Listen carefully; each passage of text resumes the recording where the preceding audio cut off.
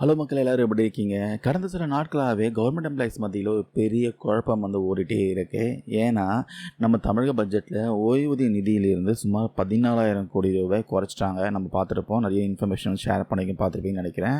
இதனால் உறுதியளிக்கப்பட்ட ஓய்வூதிய திட்டமான டேப்ஸ் வந்து வருமா வராதான்ற மிகப்பெரிய ஒரு கேள்வி பார்த்தீங்கன்னா எழுந்திருக்கு. இதுக்கு முற்றுப்புள்ளி வைக்கிற மாதிரி நம்ம தமிழக நிதி அமைச்சர் மரியா வில்சன் பார்த்தீங்கன்னா சட்டப்பேரவையில் இப்போ ஒரு ஸ்ட்ராங்காக முக்கியமாக ஒரு விளக்கத்தை கொடுத்துருக்காரு.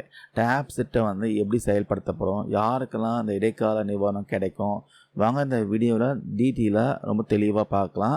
ரீசெண்டாக தாக்கல் செய்யப்பட்ட தமிழக அரசுடைய பட்ஜெட்டில் ஓய்வு கால பலன்களுக்கான நிதி ஒதுக்கீடு சுமார் 14,000 கோடி ரூபாய் வரையும் குறைச்சிருக்காங்க. அரசு ஊழியர்கள் மத்தியில் இது பெரிய அதிர்ச்சியும் கவலையும் ஏற்படுத்தியிருக்கு.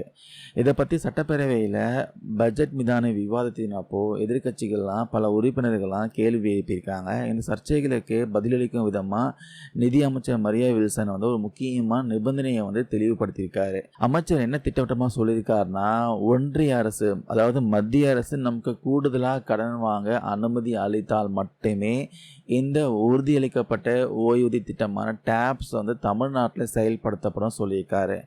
இதுக்கு என்ன காரணம் பார்த்தீங்கன்னா, முந்தைய ஆட்சியில் ககன்தீப் சிங் பேடி தலைமையில் ஒரு ஓய்வூதிய குழு அமைச்சாங்க இல்லையா, அந்த குழு இதை பற்றி ரொம்ப விரிவாக ஆராய்ஞ்சு ஒரு ரிப்போர்ட் வந்து கொடுத்துருந்தாங்க.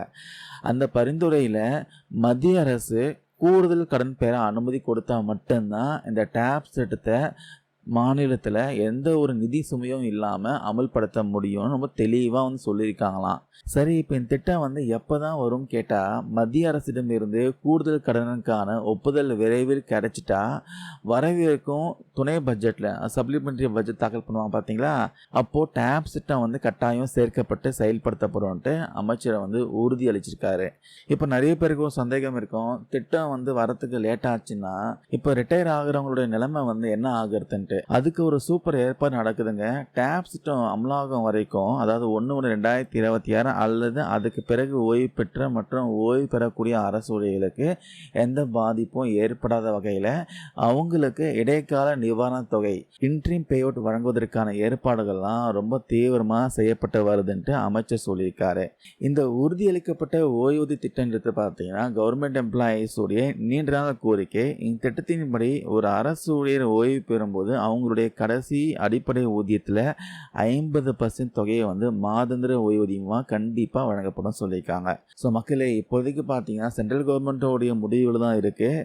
மத்திய அரசின் கூடுதல் கடனுக்கு அனுமதி கிடைச்சா துணை பட்ஜெட்டில் டேப்ஸ் திட்டம் பார்த்தீங்கன்னா அதிகாரப்பூர்வமாக அறிவிக்க வாய்ப்பு இருக்குது.